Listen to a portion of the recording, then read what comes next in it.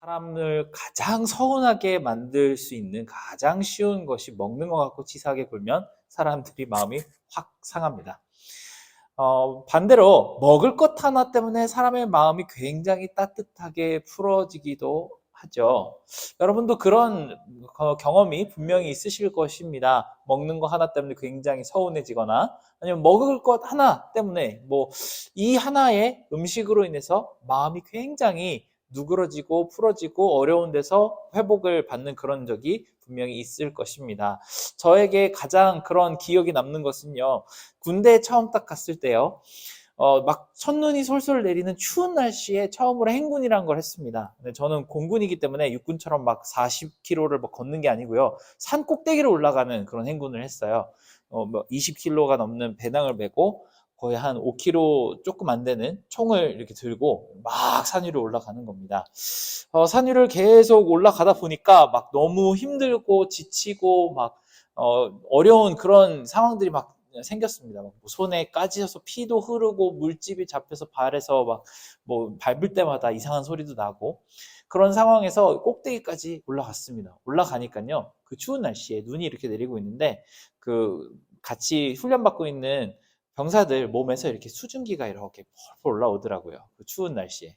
그걸 보면서 너무 짜증이 나고 너무 힘들고 막 어떤 친구들은 엄마가 보고 싶다는 얘기까지 막 덩치는 이따시만한 친구들이 그렇게 얘기를 하는 것이 들렸습니다.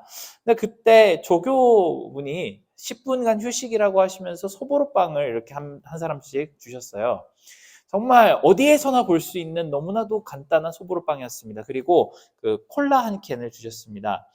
그것을 이제 딱 막 온몸에 연기가 풀풀 나고 막 땀이 줄줄 흘러내리는데 그 추운 날 소보루빵과 콜라 하나 캔을 딱 입에 넣는 순간 갑자기 눈물이 왈칵 쏟아지는 느낌이 들었습니다. 나름 저는 어렸을 때부터 미국에 살면서 얼마나 빵이랑 콜라를 많이 먹어봤겠어요. 정말 수없이 많은 빵과 콜라를 먹어봤는데 세상에서 제가 먹었던 빵과 콜라 중에 제일 맛있는 콜라가 군대에서 먹어본 그 빵과 콜라였던 것 같습니다. 그렇게 음식을 먹고 나니까 갑자기 몸에 힘이 돌아오기 시작하면서 철근같이 무거웠던 그 총을 들고 다시 한번 이제 산 밑으로 내려갈 수 있는 기운이 솟아오르는 것을 느꼈습니다. 막 군가를 시키는데 괜히 막 신나가지고 막 그 슈거 하이 된 사람들처럼 막 군가도 꽥꽥 소리 지르면서 부르면서 산 아래로 내려왔던 기억이 납니다. 어떻게 빵 하나와 콜라 하나가 사람의 사기를 이렇게 막 진작시킬 수 있는지 참 신기한 그런 기분을 느껴보았습니다. 먹을 것 하나에 단순하게 이렇게 기분이 바뀔 수 있다는 사실이 굉장히 신기하긴 한데요. 대부분의 사람들은 이 먹을 것에 굉장히 민감합니다. 감정의 영역에서도 그렇습니다. 우리가 배가 부르고 몸이 편안할 때 우리가 느끼는 감정과 그리고 배가 부르지 않고 배가 고프고 무언가가 너무나도 부족하고 불편할 때 느끼는 감정은 굉장히 다릅니다. 그리고 우리는 그 몸이 편안한 것이 너무나도 우리에게 중요하기 때문에 그게 믿음과 신앙의 영역에까지도 먹고 사는 문제가 지배를 하게 될 때가 많습니다. 사람들은 나에게 더 풍성한 먹거리를 그리고 편안한 삶을 보장해 줄 수 있다면 어떤 신이라도 믿을 준비가 되어 있고 그 신이 요구한다고 믿는 것을 영혼까지 팔아서 바칠 준비가 되어 있는 것이 사람입니다. 그리고 인류의 역사가 그것을 지금까지 충실히 증명해왔던 그런 모습들이 우리에게 있습니다. 인류가 지금까지 가졌던 수많은 종교는 대부분이 다 재물신과 풍요신을 섬기는 형태를 가지고 있다고 합니다. 각 신앙의 신화를 보면 많은 신들은 폭풍이나 바다 날씨를 관장하는 신들이 주로 등장한다고 합니다. 성경에 나오는 바알이나 다곤이나 이런 신들도 있고요. 우리가 잘 아는 그리스 로마 신화의 제우스라든지 북유럽 신화의 토르 같은 그 신들만 봐도 다 날씨를 관장하는 신들이에요. 왜 고대 사람들은 다 날씨를 관장하는 신들을 그렇게 섬겼을까요? 농사를 지어야 되니까요. 내 양떼를 먹여야 하고 내가 어업으로 바다에 나갔을 때 나에게 폭풍우를 치지 않게 보호해 주시고 내가 없을 때 아니면 내 적들이 내가 싫어하는 사람이 바다에 나갔을 때 폭풍을 치게 만들어주는 그런 신을 원했기 때문에 그렇게 날씨를 관장하는 신들이 굉장히 중요하게 느껴졌다고 생각했습니다. 더 많은 돈을 벌어서 풍요롭게 살게 해주는 것이 바로 신의 역할이자 신의 필요라고 생각을 하게 되었던 것이죠. 그러다가 각 민족이 조금씩 커지고 전쟁을 하게 되자 이제는 전쟁을 나가서 이기게 해주는 신, 힘센 신을 원하게 되었습니다. 그것이 신앙의 가장 큰 목적이었고 믿음의 이유였습니다. 그 신을 섬기는 방식도 항상 거의 비슷했습니다. 어떤 문화권이든지 이런 문화들은 항상 있습니다. 정말 풍요로운 삶을 위해서라면 뭐라도 바쳐도, 무엇을 바쳐도 상관없는 그런 태도로 신을 섬겼던 것이죠. 고대의 신을 섬기는 방식은 거의 문화와 지역을 떠나서 다 비슷했습니다. 어떤 고대 신을 섬기는 방식은 이렇습니다. 성전을 지어놓고 그 마을에 가장 예쁜 젊은 처녀들을 두고 음란한 일을 하는 게 제사의 방식이었다고 합니다. 그것은 고대 근동뿐만이 아니고 남미에서도 찾아볼 수 있는 종교의 흔적이라고 합니다. 그러다 그 성전에서 일을 하는 젊은 여자들이 임신을 하게 되면 그 출산한 아이를 활활 타오르는 불에다 던져서 제물로 바치는 게 신을 기쁘게 하는 일이라고 믿었습니다. 이런 인신공양의 신앙은 세계 어디에서나 발견되는 예인데 심지어 우리나라에도 아주 좋은 예가 심청전 안에 들어있습니다. 심청이가 바다에 빠집니다. 왜 그랬을까요? 그 바다에 물고기를 잡으러 가는 어부들이 풍랑을 만나지 않기 위해서, 폭풍을 만나지 않기 위해서 이 아무 죄도 없고 아무런 잘못도 하지 않는 이 어린 여자아이를 바닷속에 집어 던집니다. 내가 물고기를 조금 더 잡을 수만 있다면, 내가 안전하게 내 가족들에게 돌아갈 수만 있다면 이 여자아이 하나쯤 물에 빠져 죽어도 아무 상관이 없다고 생각을 했던 것입니다. 하나님께서는 이런 모습을 정말 극도로 싫어하신다는 것을 여러 번 가르쳐 주십니다.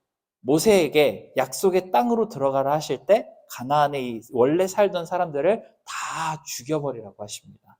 그 이유가 무엇이냐면요. 그들이 음란하게 신을 섬기면서 자녀들을 불 가운데로 집어 던지기를 멈추지 않고 수백 년을 그렇게 해왔으니 이 하나님도 그들을 용서하지 않고 남녀노소 구분 없이 전부 살려두지 말라고 하십니다. 이렇게 성경에는 풍요신들과 하나님의 대립이 굉장히 자주 등장합니다. 우리 세대에는 그게 말도 안 되는 걸 알죠. 누구 하나가 정말 신에게, 보이지도 않는 신에게 바쳐지고 제물로 불에 타오르고 이렇게 한다고 우리가 부자가 되지 않는다는 사실을 이미 잘 알고 있습니다. 그래서 더 이상 돈을 잘 벌게 해달라고 누군가를 바다나 불에 던지는 일도 없고 칼로 사람을 해치거나 제단 위에 올려서 죽이는 그런 일은 더 이상 없습니다. 그런데 그렇다고 우리가 재물보다 우리의 존엄성이 더 중요하다고 정말 그렇게 이해하고 그렇게 따라가면서 살고 있나요? 우리의 존재가 한 사람 한 사람의 가치가 정말 더 많은 돈을 버는 것보다 더 소중하고 더 중요하다고 그렇게 이해하면서 우리는 살고 있냐? 그런 질문 앞에서 우리는 솔직히 대답하기가 힘들다는 사실을 알고 있습니다. 재물 그 자체를 섬기느라 악하고 추악하고 더럽거나 잔인한 짓을 안 하지 않거든요.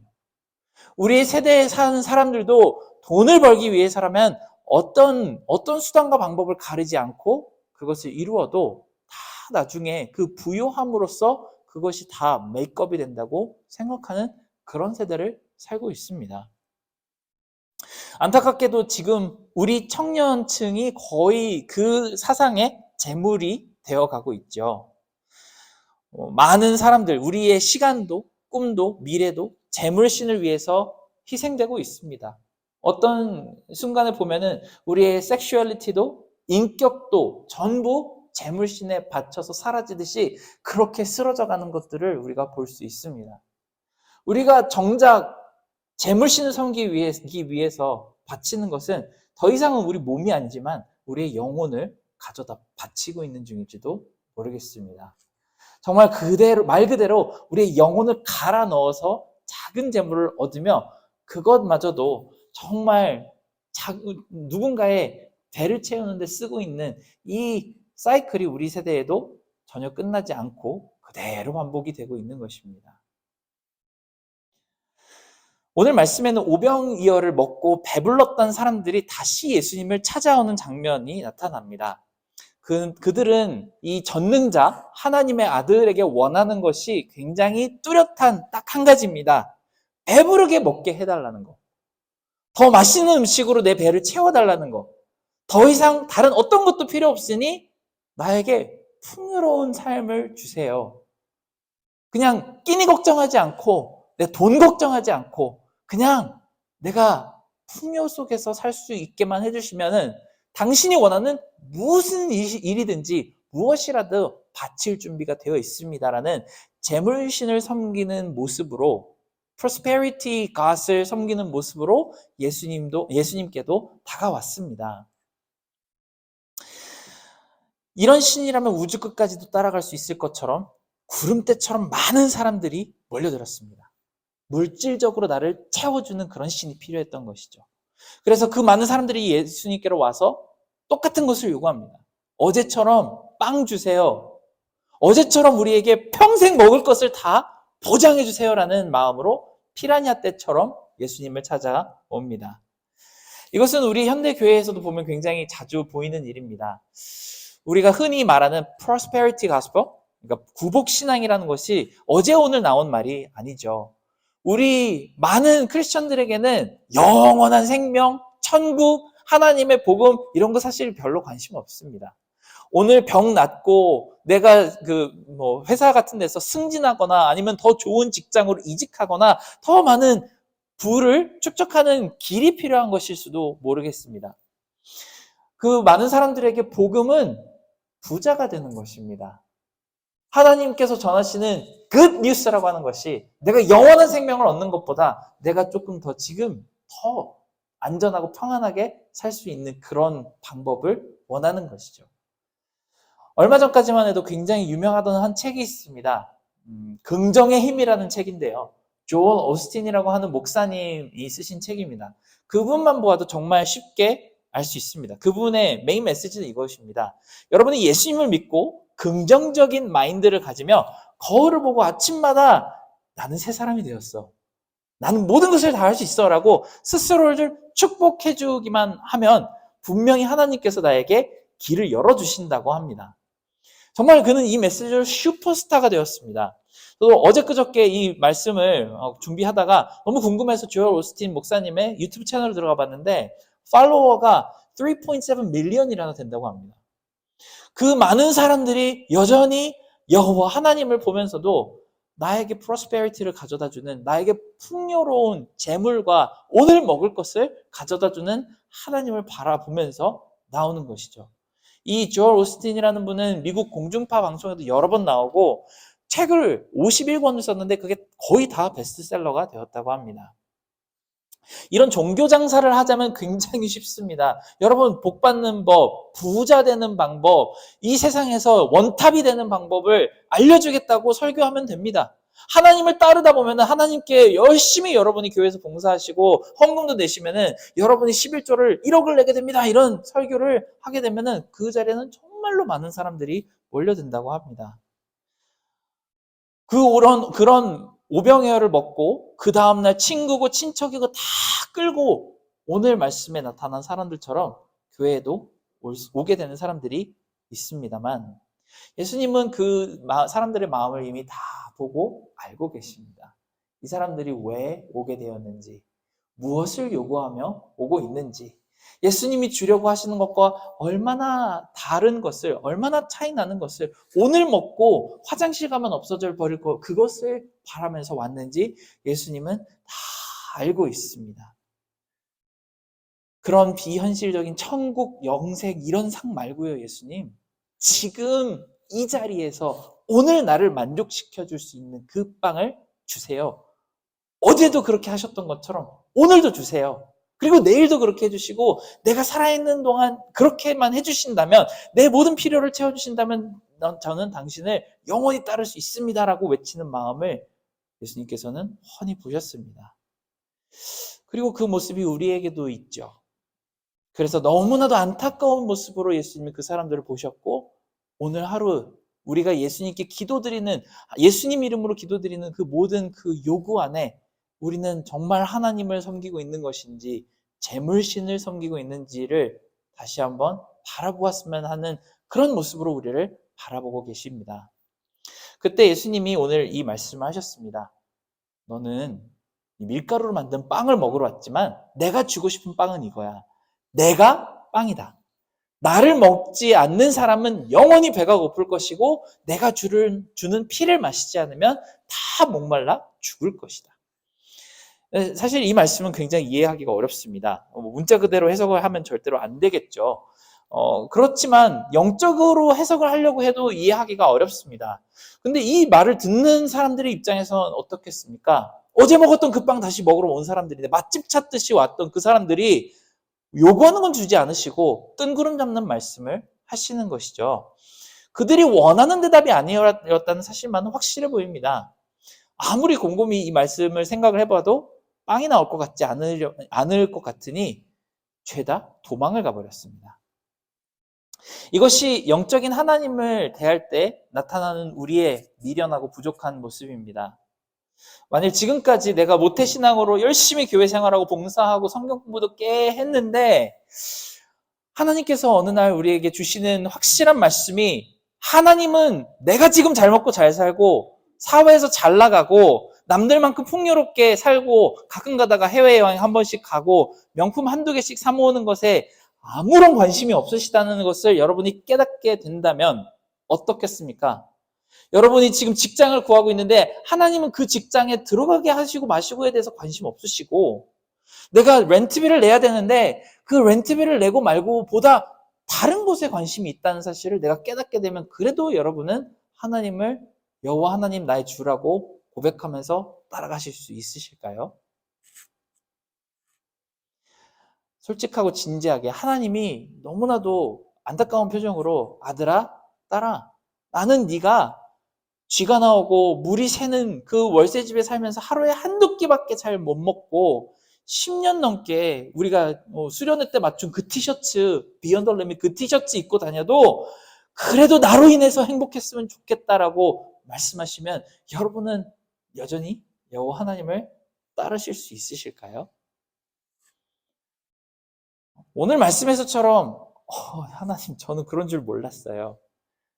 이런 줄 알았으면 제가 먼저 들어오지 않았을 것 같아요. 전 여기까지만 할게요 하고 교회 밖으로 도망가 버릴 사람이 참 많을 수도 있겠다는 두려운 마음이 듭니다. 주님을 따르며 살아가는 길은 고생스럽고 몸은 좀 풍요하지 않지만 마음만큼은 평안하고 그 지금 현재가 아닌 다른 어떤 미래에 너무나도 큰 영광이 있다는 그 삶을 이해하게 되면은 우리가 그 길을 선뜻 따라가겠다고 하는 게 참 어려울 것 같습니다. 그러면서 예수님은 갑자기 구약 얘기, 출애굽기 이야기를 하십니다. 오병이어의 기적을 보여주신 예수님은 그래도 빵과 물고기를 가지고 5,000명, 2만 명을 먹이셨죠. 그런데 아무것도 없었던 그 황무지에서 그보다 훨씬 많은 200만 명을 40년 동안 한 끼니도 빠지지 않고 배부르게 먹이신 하나님의 이야기를 합니다. 하나님이 그걸 못해서 안 하신다는 게 아니란 사실을 보여주는 것이죠.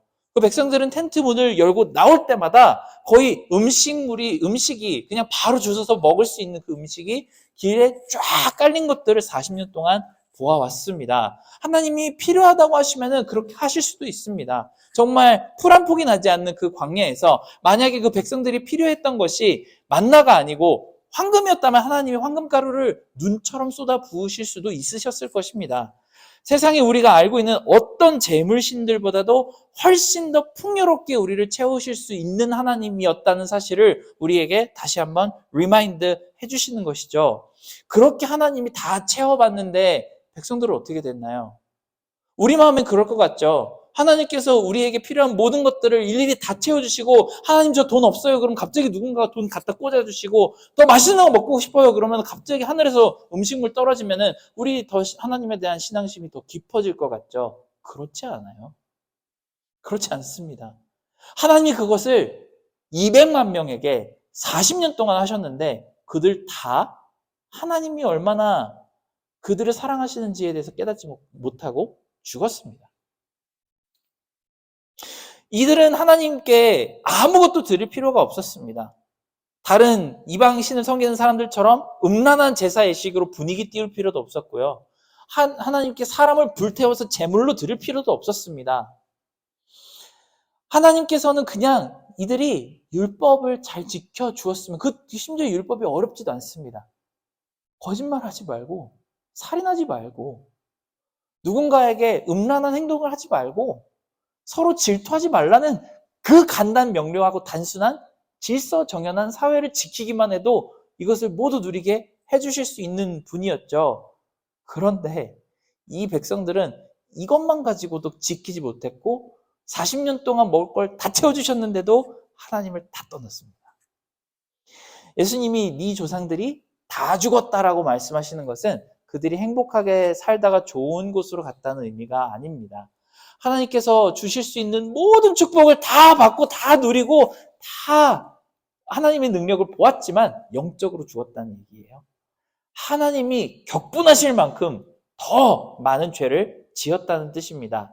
이전에 가나안에 살던 사람들보다 훨씬 더 악한 행동들을 많이 했고, 그래서 하나님께서 결국은 이들을 보지 못해서 다른 제국을 일으키셔서 다 쓸어버리셔야 할 만큼 거의 자폭에 가까운 수준으로 결말을 맞이하고 말았습니다.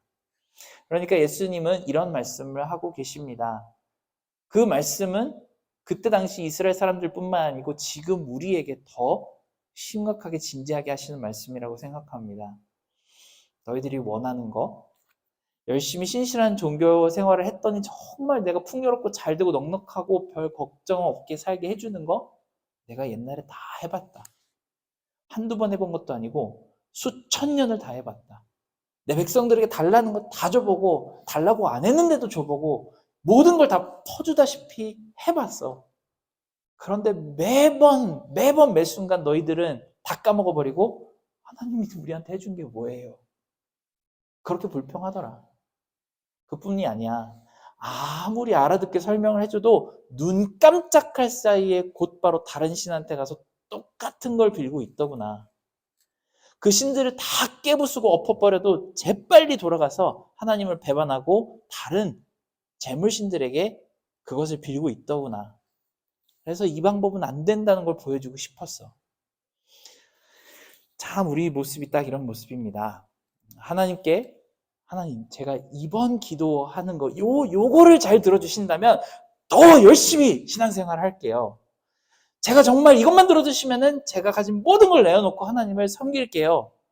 제게 주신 재물 더 많이 주시면 이것으로 더 하나님을 잘 섬기고 간증하는 사람이 될게요. 이것만 주세요라는 그런 마음이 분명히 가지고 하나님께 신앙생활하며 나아갈 수도 있습니다. 특히 삶에 부족한 것이 많다고 느끼면 느낄수록 더 그렇겠죠. 하나님이 재물신이 되어주시면 그럴수록 우리는 더 하나님을 더 깊게 신뢰할 수 있을 것 같죠. 내가 원하는 것을 들어주시는 램프의 진이가 되어주시면 내 신앙심이 더 올라갈 것 같죠. 그렇지 않습니다. 정말 수없이 기나긴 역사 속에서 그건 아니라는 것이 증명되었습니다. 그래서 우리에게 예수님은 너희에게 필요한 물질이 아니고 나 자신을 주러 왔다고 설명하십니다. 지금 내 현실, 내 눈앞에 보이는 것이 너무나도 급급해서 어쩔 줄 모르고 살아가는 우리 삶 대신 완전한 행복, 지금 상황에 좌우되지 않는 그런 만족이 되실 예수님이 우리에게 오셨다고 이야기하십니다. 하지만 사실 우리 마음속에는 그게 딱히 필요하다는 생각이 들지 않을 수도 있습니다. 예수님이 오신 건 감사하지만 저는 사실 다른 게 필요해요. 저는 지금 당장 필요한 게 예수님, 영원한 생명, 생수의 강물, 하나님 나라 이런 거창한 게 필요한 게 아니고 지금 당장 나에게 필요한 것들만 채워주셨으면 좋겠어요라는 마음이 더 클 수 있습니다. 굉장히 자연스러운 마음일 수 있을 것 같아요.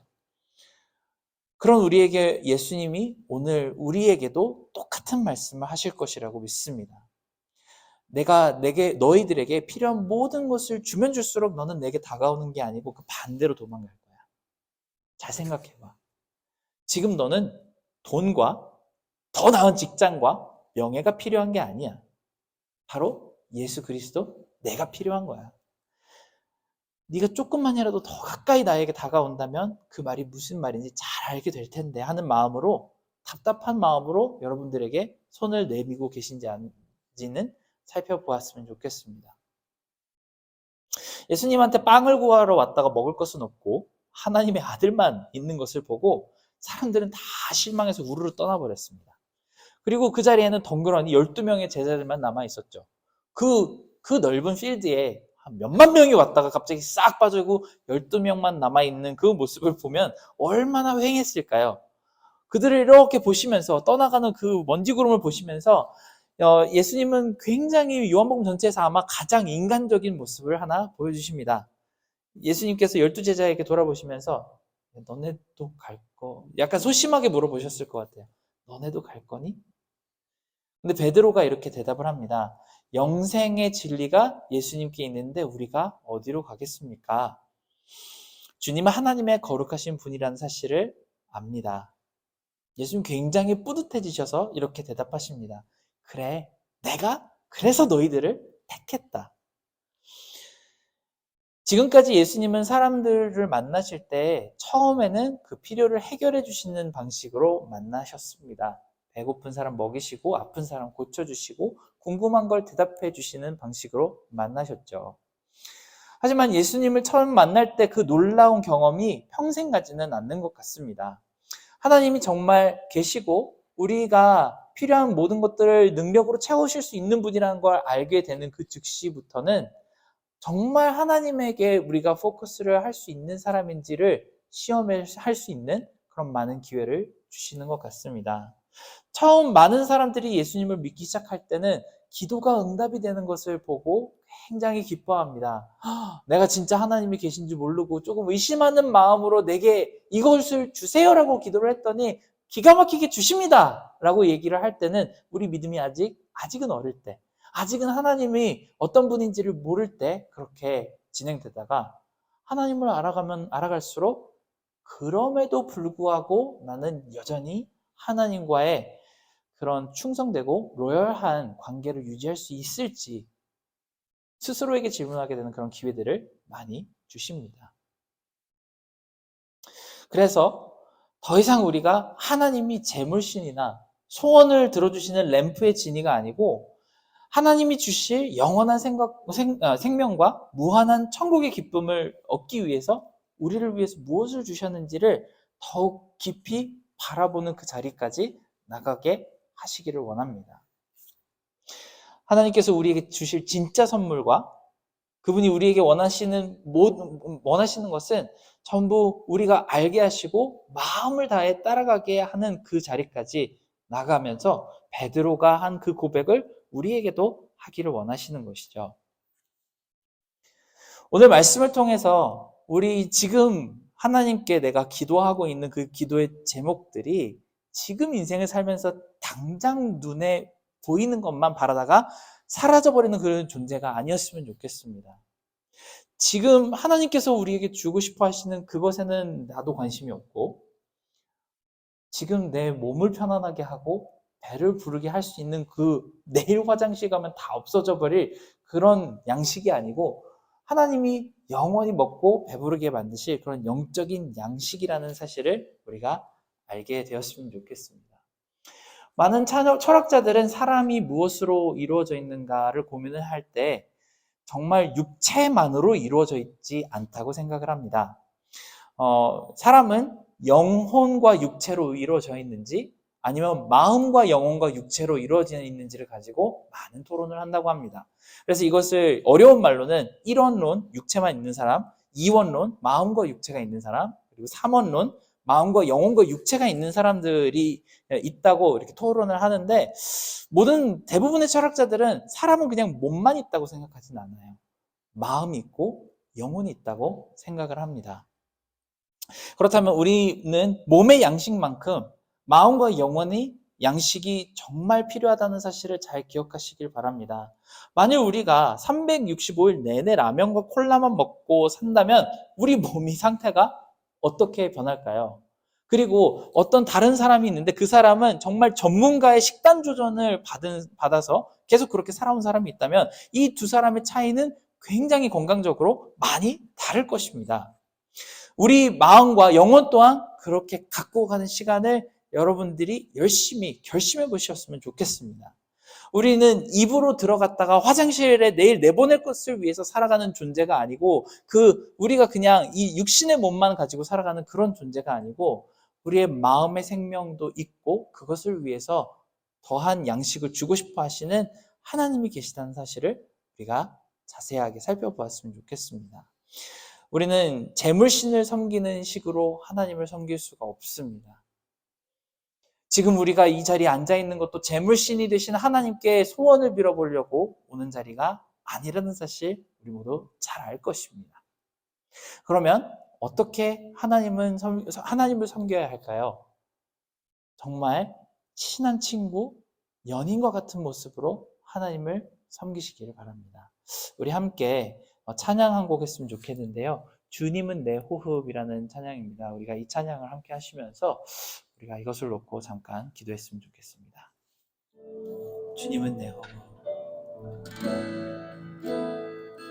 주님은 내 호흡,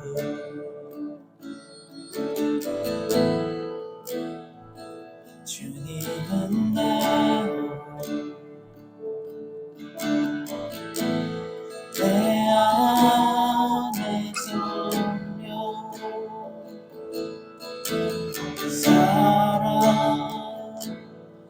살아주시오.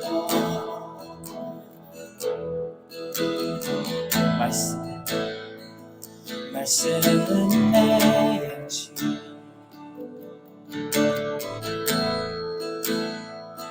말씀은 내 양식, 생명의 말씀,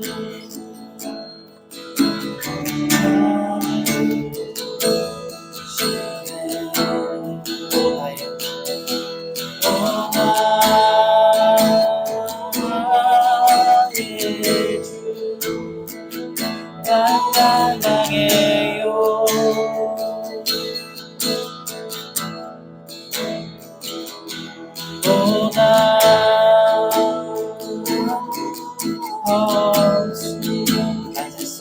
난 살 수 없네.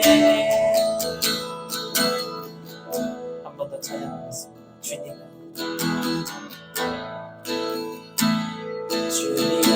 내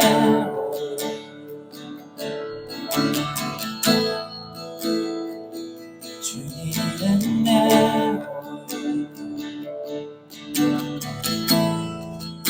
안에 서며 살아계셔. 말씀은 내 양식, 말씀은 내 양식,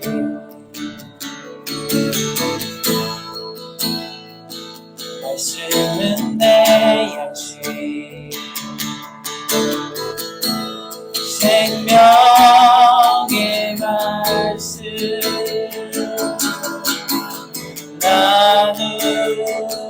나누시네. 오 나의 주, 난 갈망해요.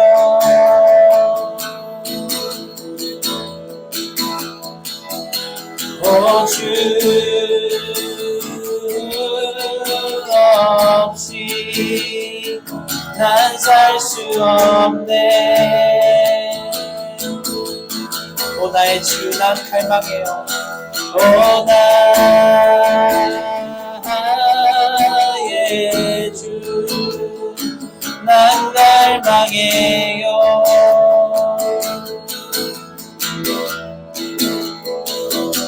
오 주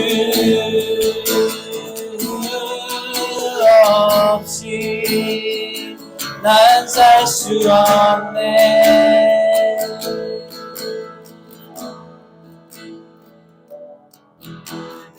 우리가 잠깐 기도했으면 좋겠습니다.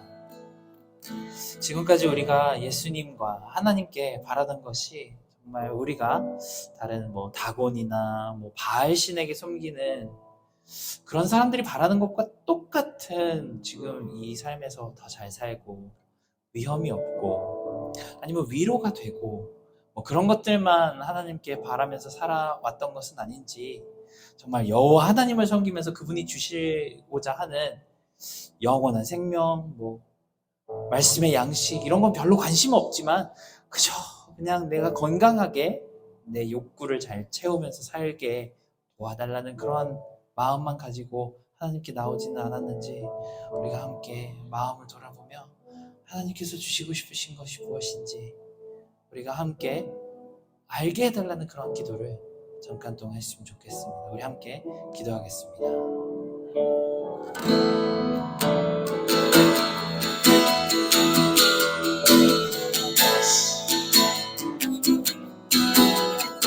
우리가 하나님께 지금까지 원하는 것이 무엇인지, 우리가 갈구해왔던 것이 무엇인지, 우리가 기도해왔던 것이 무엇인지 다시 한번 알게 해주시옵소서. 하나님 아버지, 하나님 아버지께서 주신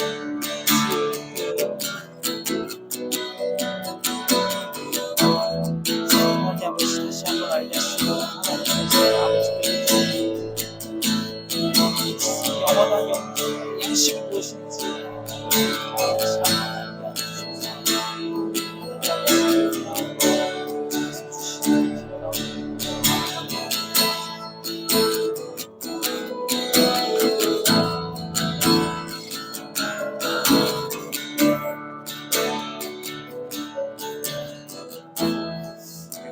다시 기도하기를 원하는 것은,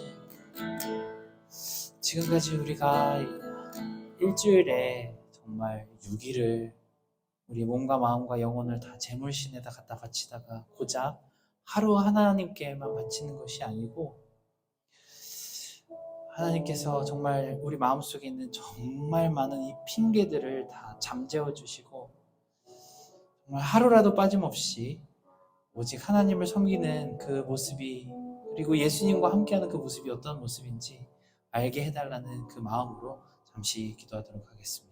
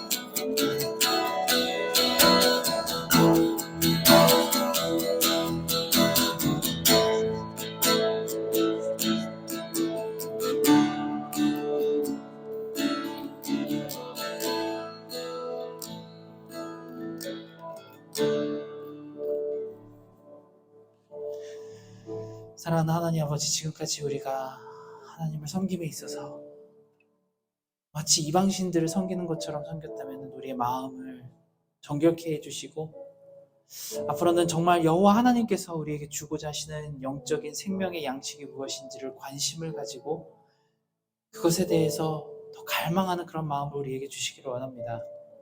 우리가 일주일을 보내면서 아침에 일어나서 정말 밤에 힘에 겨워 잠에 들 때까지 내 육신을 채우는 것에 골몰하다가 정말 하나님께서 우리에게 주시고 싶으셨던 그 영적인 충만함을 우리는 날마다 잊어버린 가운데 살고 있거든. 그럼에도 불구하고 우리가 핑계를 내며 어차피 모든 세상의 사람들이 다 그렇게 살게 되어 있는 것이 아니냐고 우리가 핑계하는 마음이 있거든.